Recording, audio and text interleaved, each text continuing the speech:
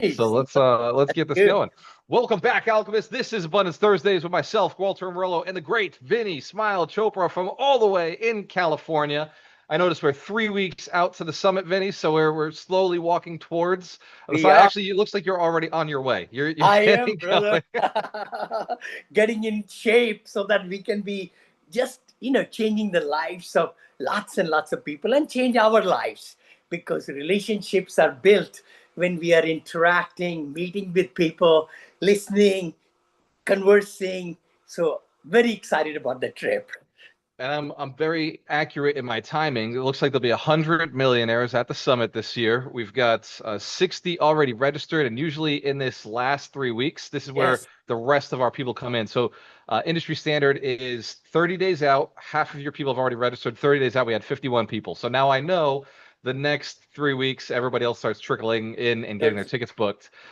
So we Yes. know that at this year's summit, you're going to be you're going to be bringing one of your books. Yeah. Which book will you be bringing to the summit this year?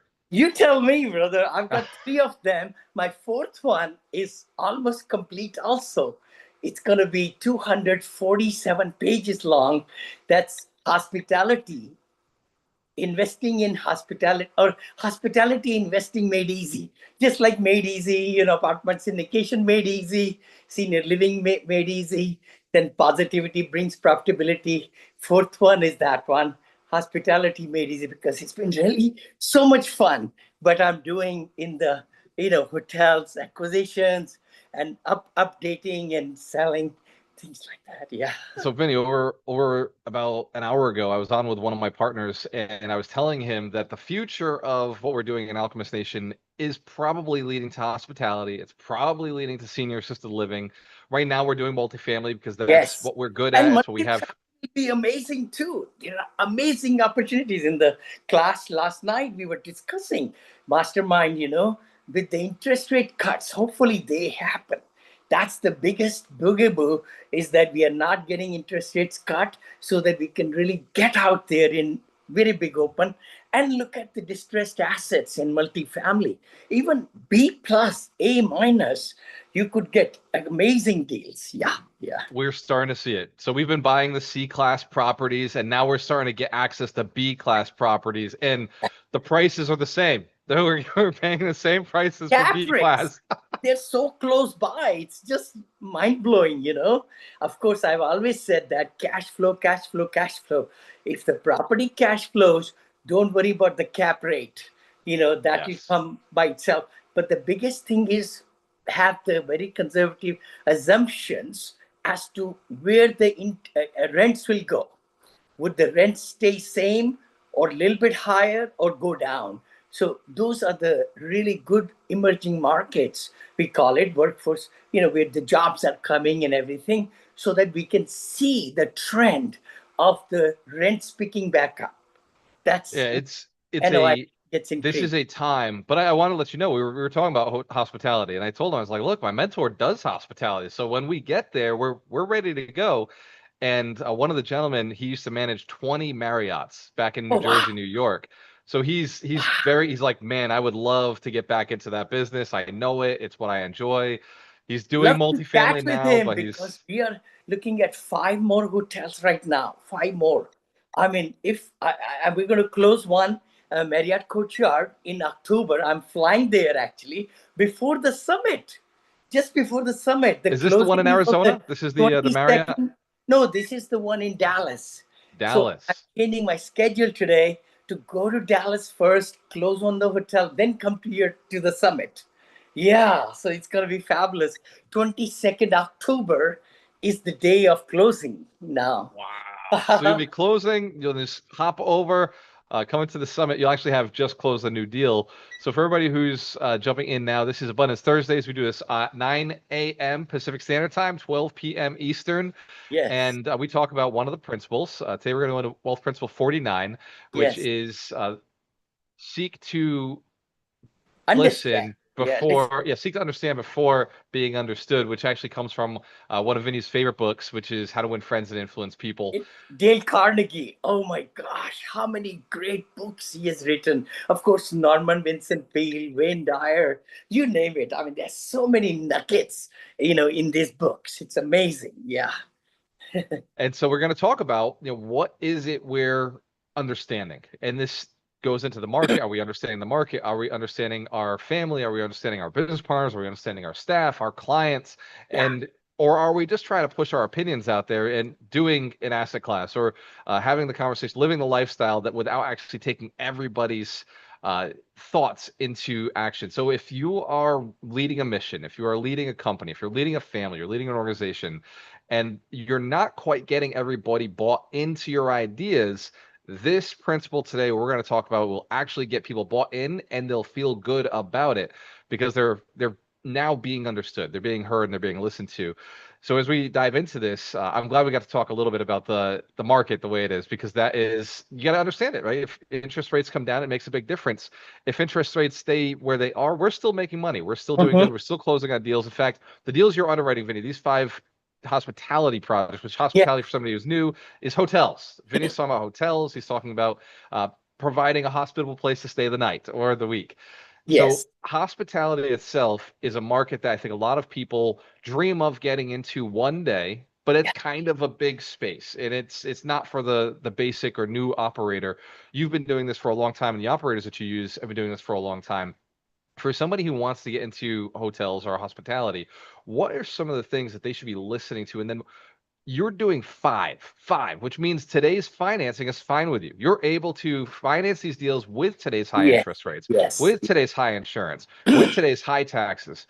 What is it about the way you're buying these that you understand something that other people don't understand? Why Well, is it that that seller is selling us such a good deal to you? you Then just they must be missing something, right? hit the nail on the head. These are distressed assets. Quite a few are at the lender, at the bank. So we are having inroad, and since we have been, building our relationships with the bankers, they are giving us. That's how we bought. We're buying the Marriott Courtyard. It's going to be 35 offers came, but we had built relationship over many, many, many months, and we gave $500,000 non-refundable, partners and I. Then they gave the contract to us. The other hotels also are value add. Some are already pipped out. Pipped out means they have already renovated it, but because of the death in the family or because their children don't want anything to do with it, so we are able to talk to those owners. Actually, this owner we are talking to, they don't want to sell but through a broker, so they want to save commissions. So I think those are the things which really bring some really tremendous deals. If anybody's interested or like that or invest or DM me or Gualter, and we could see if you can be general partner with us, because we're going to be raising very little money for these hotels, 2 million, 3 million. I will control the whole thing. It's mind blowing. And Vinny, you do a course, you do a training every month on hospitality. When do you know when the next one is? Yeah, today. Today? Okay, today, 4 o'clock, 4 p.m. PST. Just go to Eventbrite, Vinney Chopra. Buy the ticket; it's free. I think 67 people in just 10 days. We just decided to do it. Yeah, 67 people have registered. And please go ahead and get that. Of So course, go to Eventbrite, type in Vinney Chopra. It's there. If they go to vinnychopra.com forward slash VinneyChopra.com events, slash event. then it brings you straight to the Eventbrite page, which Exactly. has all of your events. Exactly. And the other inner circle master coaching, we had a great one yesterday. Oh my gosh. Oh, Mike. Actually, you sent Mike over. And Michael Gabriel, yes. yeah, he was able to share with us how in Florida he's going to pick up RAL. One is under contract, and the same owner wants to sell two more. So, and his wife is a nurse. It's just fabulous. So we went over the whole system, what he should do, and stuff like that. Having different LLCs, operations, insurances, and the property, inspections and making sure there are no repairs to be done, which can be gotten as a repair credit, all those things, right? Yeah, Vinny, it was funny. Michael texted me last night, and he texted me around like 2 o'clock, 3 o'clock our time, and he said, "Hey, can you connect me with Vinny?" And I said, "Yeah, sure, I'll connect you with Vinny." I was like, "Look, he's really busy. I don't know if that's the best idea. Why don't I send you to his mastermind for free? You can go in there for 4 times and get to just ask your questions. Go in and ask your questions." Yes. And he was like, "Oh, thank you so much." So I'm glad he showed up. I'm glad that he was Thank able to you. actually answer Thank some things you. with you. Yeah, and Casey also, I think another very fine lady also came. So no, thank you. But the Absolutely, thing brother. is, the topic today, it's so important. Let's just feel ourselves. When we are heard, people on the other side are listening to what I have in my mind before blabbering and giving me all the solutions and everything, and prescribing wrongly, let's say that. you know in medical field, doctors will get lawsuits after lawsuits after lawsuits, if they did not listen to the patient or diagnosed and everything, then gave the solution. Very similar in business also. I feel we just need to listen so much, because the selling to any client or getting them happily involved involves what state they're in, what are their questions, what are their fears. That's the biggest thing in our case with investors and lenders and brokers, attorneys. So we got to listen in very passionately, not just like, everywhere we got all our eyes going somewhere else, and we are looking our phone while they're talking to us. We need to look in the eye and listen and take notes. Ask them, I forget. Is it okay if I can take some notes? And you write it down. I like to use iPhone notes so that when I open up or if somebody calls me, I know 5 years back they talked to me. And this is salient points I write down what they talked about. So it's mind blowing. Yeah. So I just sent out, this is so interesting. I sent out a survey to all the people in my database, 1,500 people. It's actually still going out. There's like 800 people left to go to. And the survey was this: Hey, are you still interested in lending? If Yeah. you are, fill out the survey and tell me what kind of lender you are. What is Yeah. your desire to lend? Do you want to be first position, second position? Do you not care? Are you looking for multifamily, looking for single family, looking for flips, you looking for long-term holds? And all that survey does is go out and ask if they're interested. Now, from reading the survey, I can see that some people are absolutely not interested whatsoever. I can see some people have a great deal of interest, and some people aren't sure. So the people who aren't sure, I can now book a call and answer questions, and then Yeah. ask them, what other questions you have? What are your questions you have?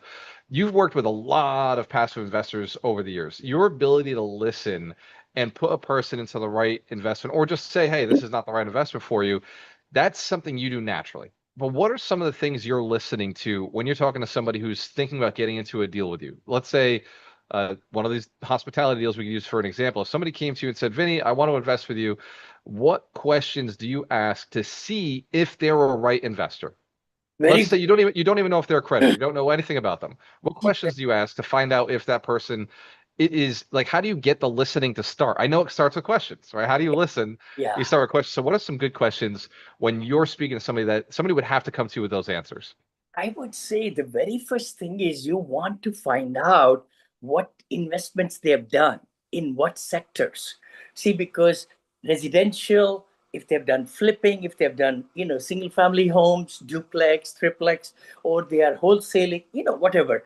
Or many, many people I talk to, investors, they have like put in syndication money into variety of forms. So you find out which has given them the best returns.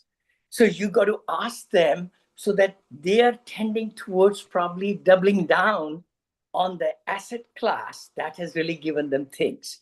Secondly, hospitality. If I'm going to talk about hospitality, I want to find out if they ever invested or any family members or colleagues, they might have found out or they told them that hospitality is a great asset class. If they don't know about it, then we need to educate them and see, do you see how, hospitality is like apartments on steroids, I call it, because you are not able to locked for the whole month for rent. But the rents can increase and decrease depending on every day, every night. It's a brand new room every day, so that way we want to find out from where their risk levels are, what their investment levels are, how much they want to invest. In my case right now, I have to find out if they're verifiable accredited investor, because I'm doing 506C, where I can advertise and talk about it with everybody. But the investors have to be verifiable. They cannot just check mark, but they have to go to parallel markets or verify investor.com or their CPA or their financial planner to fill out the paperwork. So that is huge. If you want to spend 20 minutes, but if the investor is not accredited, you can definitely then don't waste their time, but you got to ask that question. See, sometimes people just keep on going, keep on going, keep on going. At the end, they say, "Oh, you're not verifiable investor. So sorry. Oh my gosh." Could have You said that right up front. yeah, upfront.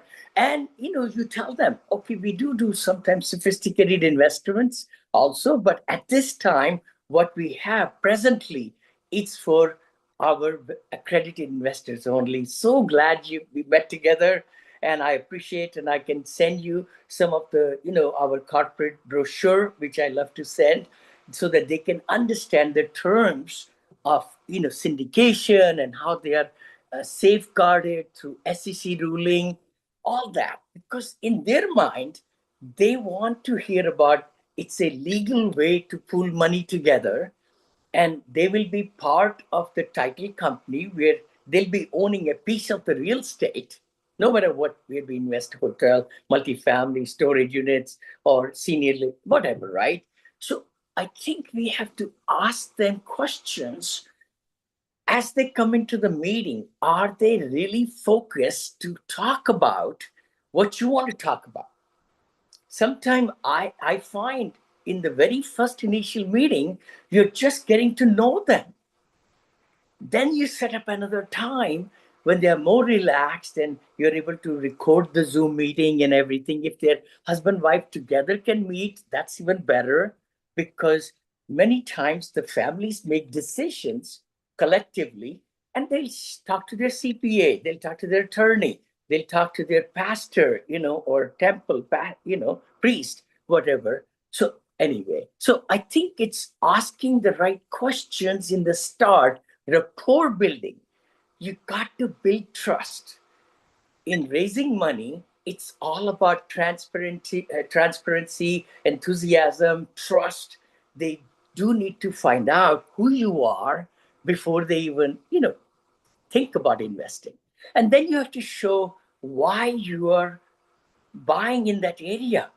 If they have not invested in that particular area, you got to sell and make sure. By the way, have you heard about this area? It's really growing like crazy, and so and so.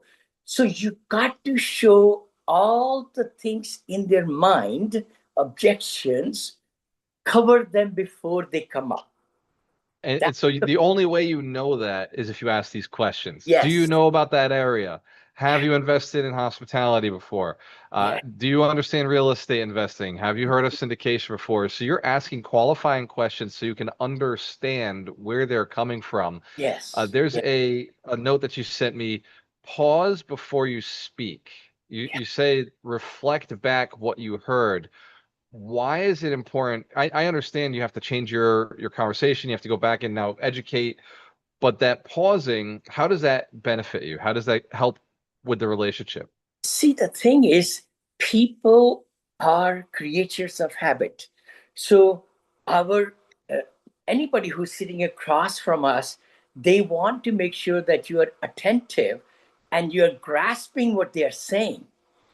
If you just blabber right away, they know that you didn't really thought through what I am trying to tell you. So you got to assimilate, pause, and maybe even reiterate. By the way, so what you're saying is this, this, this, this. Do I understand it correctly? that's the law of, relationship building. You got to really make them feel special. First of all, listen and then take notes, and then you reiterate what it doesn't matter what we know. Literally, for every prospect, every client, everybody we are meeting with, we got to find out, seek to understand them, then they will seek to understand us. See, it's vice versa. So by giving them the right pointed answers to really keep in mind what they're asking. See, many times I used to go every which way. So the PowerPoints have really been very helpful in my case, and everybody too. Then you stay focused. You stay right there. They could be 10 slides, 15 slides, and you just go to the one that is on their mind first. Because if we don't hit that slide number 11 or 9, they are not going to even listen anything else.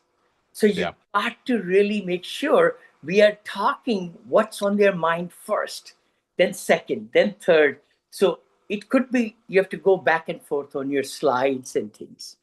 That's interesting. I now I know why you keep your slides so small. It's because you may have to go back in the right order. So this leads me to the next one. Curiosity over judgment. It sounds like questions instead of framing and saying, okay, this person's a good fit or this person's not a good fit. You actually want to find out if they're a good fit, if they belong in this or if they're not. What how can somebody inspire curiosity in themselves? I know that many people are guilty of, I'm just going to put this person into a box and I'm going to put them over there, and then they work the way I want to work or they don't. How do you get more curious about You when know, you're in that new conversation, especially with somebody, even somebody you have a relationship with, somebody you already know, and maybe you know right. everything about them, like your spouse? How do you Yes. get back to curious? I would say again, it's the idea what you're trying to communicate. If you are sold on the investment that you have really underwritten well, assumptions wise, you have sifted through everything, and this is the best deal for GPs and LPs and everybody. With enthusiasm, we are able to communicate that. But curiosity comes, you got to educate them. I find, and don't think about a sale in that meeting, especially when you're meeting somebody for the first time.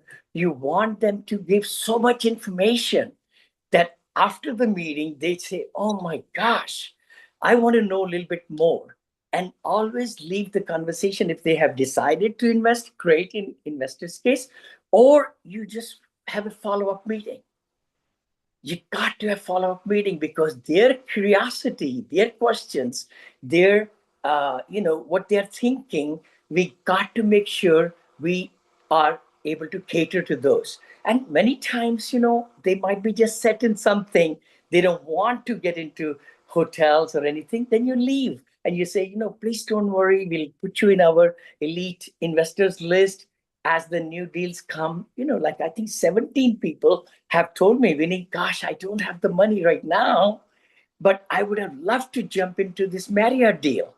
I just don't have money at this time. It's stuck here, there, everywhere. So those are very prime investors, and we keep those lists. I like that. That's the curiosity and then leads to knowing, right? The more curious you are about a person, the more knowing you have. Now it's okay. Now you know where their money is stuck, what their timelines look like, what their interest is. They know they want to jump into a hotel deal in the future, so now they're allocating funds. You Yes. didn't know that before because you weren't aware. So that No. curiosity allows you to dig it out. Empathy, you just gave us an example. You said, "Oh, look, their money's tied up here, tied up there." You understood that. Yeah. How can entrepreneurs, how can high-level business owners start and investors start getting more empathy? How can they put themselves in? Basically, empathy is to put yourself in the shoes of another person. It probably helps to be a lender. It probably helps to be an LP in order to understand what an LP is going through. It probably helps to be an employee to understand what an employee is going through. How do you create empathy when you're getting into these conversations? Do you do this with strangers, or is this only certain people you empathize with? No, I think you have to empathize with everybody. Could it be a lender, loan broker, Could it be attorney? You got to really, empathy is very straightforward, understanding what situation they're in and what are their goals and what our goals are. And it has to be a win-win situation. I say that all the time. So the key thing is we got to empathize, not sympathize about if they have money or not, or they got just burnt and lost 200,000. I mean, you can empathize, right? But the key thing is, how can they not make the same wrong mistake again? So Yes. by sending them some literature, showing them, how they could have avoided deciding on, or maybe even ask probing questions. What really went wrong? I mean, you said that you lost money. How did that happen? Let them speak up and they will tell you, literally. So empathy is a very big art. I know a gentleman I spoke to last week. I was doing exactly this. Now that I think about it, I was going through and just listening to him, and I said, "Well, how much have you lost? Where did you lose some of these deals?" Oh, every deal I've invested in this year has lost money. I said, "Whoa, well, what are we talking about here?"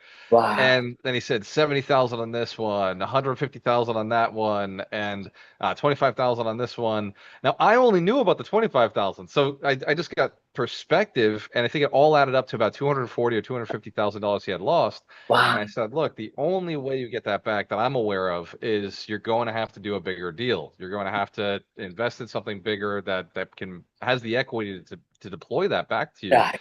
And Right. it was only from being able to say, well, what else is there? Oh man, that's terrible. Like that's a bad situation. Yeah. So practice daily. You talked about practicing in the notes. Uh, you mentioned in meetings, family talks, investor calls, make it a habit, listen deeply, summarize, then respond. Small shifts create massive impact.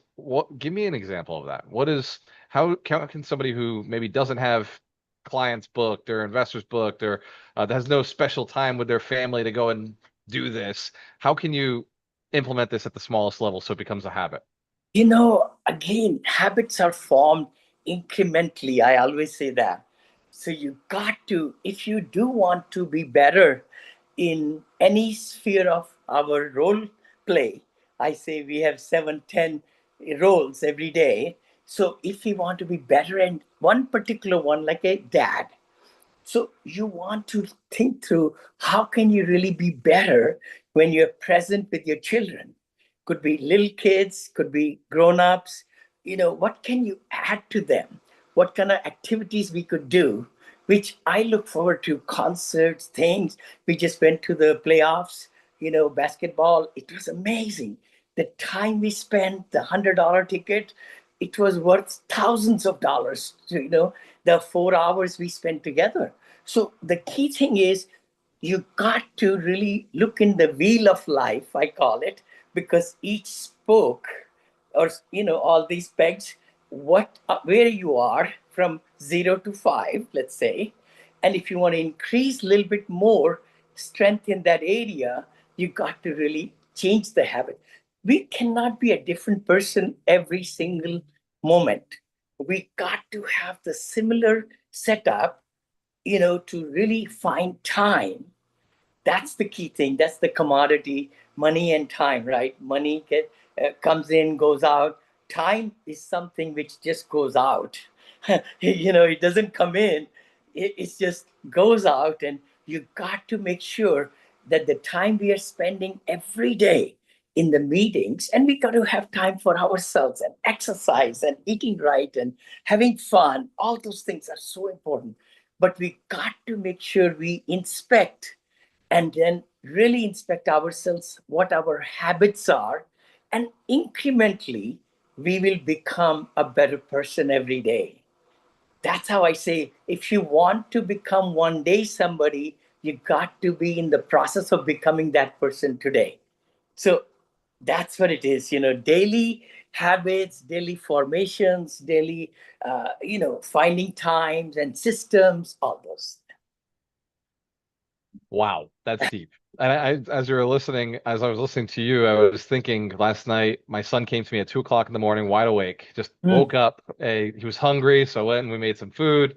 So I'm listening to him. He's saying, food, Dad, I'm hungry. And then he did not want to go to sleep, so he's bringing me his books, and now we're reading books, and we're going through it. Oh, And it yes, was it was a long night, and I remember thinking, I'm very tired. Yeah, I'm very tired, yes, but you yes. want to read these books with Dad? I've been gone for a day. I could do this.